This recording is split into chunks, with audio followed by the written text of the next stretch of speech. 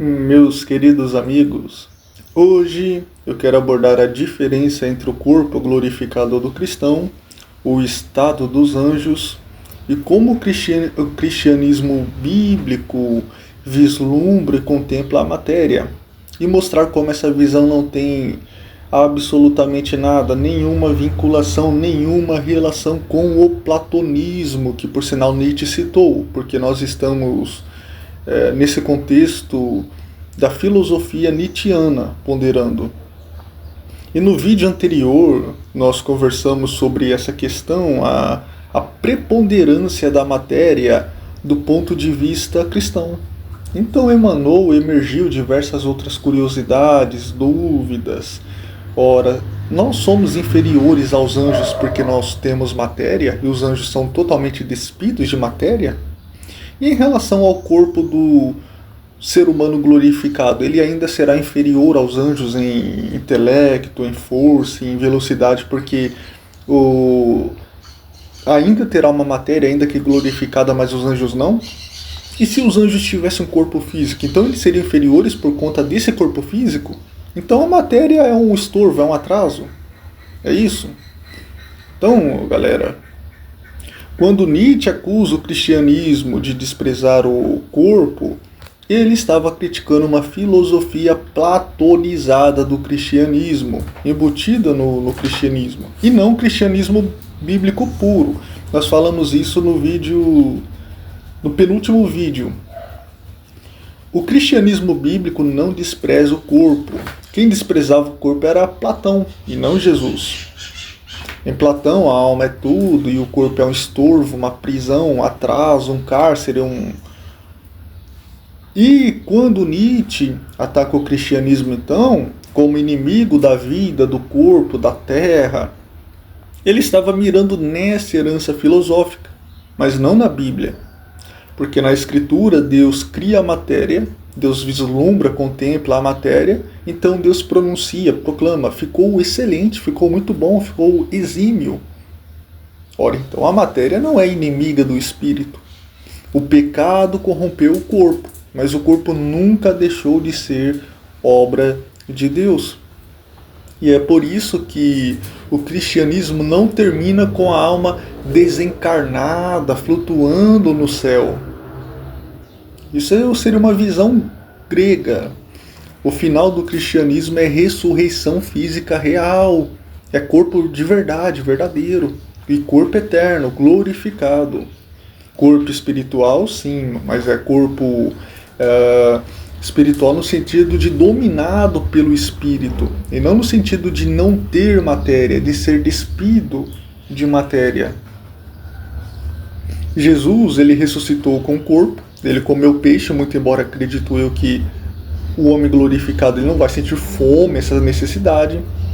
Ele tinha cicatrizes, que falou, olha, vem cá, põe um dedo. Atravessou portas fechadas, ele apareceu e desapareceu. Não estava sujeito às leis da física, da biologia decaída, mas ele continuou sendo corpo. Corpo de verdade, corpo real. E Jesus é o padrão. Nós seremos nesse aspecto, nesse sentido como ele, não Deus. Mas corpo glorificado, porque ele é o primeiro fruto, nós seremos a colheita vindoura, que vem depois.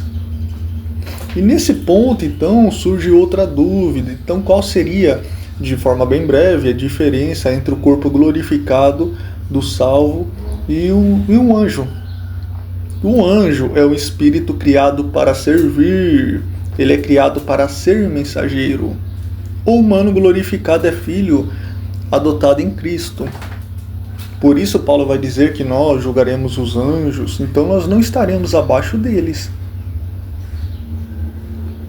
Hoje, nesse instante agora, nesse momento, enquanto estamos nessa nossa natureza caída, nesse estado caído, Davi vai dizer que Deus nos criou inferiores aos anjos, um pouco inferiores, mas isso, aliás, Davi estava fazendo menção antes de Adão pecar ou depois? É uma linha de raciocínio que subitamente me ocorreu na memória aqui, ou na cabeça. Eu vou procurar saber, porque talvez Deus até tenha criado o ser humano inferior aos anjos antes mesmo do pecado, né? ou não. Mas, enfim, depois da glorificação, a hierarquia ela pode até se inverter. A Bíblia nunca diz que um anjo tem capacidades que um homem glorificado não vai ter. Pelo contrário, o modelo que é Jesus Cristo, ele é o modelo e nós sabemos através dele, que é Cristo ressuscitado, demonstra deslocamento instantâneo, atravessar paredes, surge em lugares fechados, ascende ao céu sem asas, voa, não precisa ter asas. O corpo final não depende de propulsão aerodinâmica. Ele não é preso às leis atuais. Ele é matéria elevada, matéria transfigurada, matéria regida pela glória e não pela entropia. E outra pergunta direcionada e solicitada, que é o conhecimento. Como que será o conhecimento do homem glorificado? Será que ele vai ter que ter uma escola, um estudo, biblioteca para aprender fragmentado? A Bíblia não diz que o conhecimento final é instantâneo, infinito. Tipo assim, do começo ao fim, você recebe aquele conhecimento pronto. Mas Paulo diz que então nós conhecereis como sou conhecido. Então não me parece um aprendizado por tentativa e erro. Parece um conhecimento direto, iluminativo, sem ignorância, sem erro, sem precisar dessa dinâmica, essa didática de interpretação, memorização, decoreba. Será plena lucidez, o espírito humano iluminado pela glória do próprio Cristo. Não limitado pela confusão mental e pela memória que falha, a memória que esquece. Mas não será onisciente, evidentemente. Mas essa é a diferença. E não é que o corpo glorificado seja menos que o espírito puro.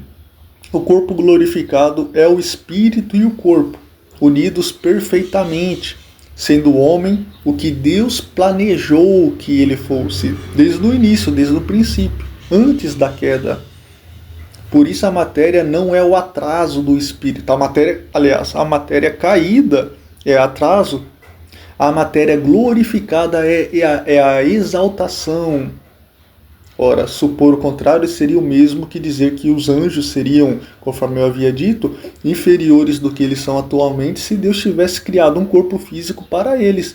E como eu já disse, eu reitero, eu vou trazer um estudo sobre isso. Então Nietzsche se equivocou quando disse que o cristianismo é ódio à vida, ao corpo. Ele mirou, na verdade, nos platonistas cristianizados. Aqueles que pregam Platão e colocam no Evangelho. Mas o cristianismo bíblico puro diz corpo eterno, corpo real, corpo de verdade, corpo glorificado, corpo semelhante ao de Cristo. Um corpo reconhecível, mas transformado. Um corpo que não envelhece, que não fica doente, enfermo, não adoece, não se cansa, não se degenera. E um corpo assim não precisa de asas para voar, como havia mencionado, porque a física da glória não é a física da queda.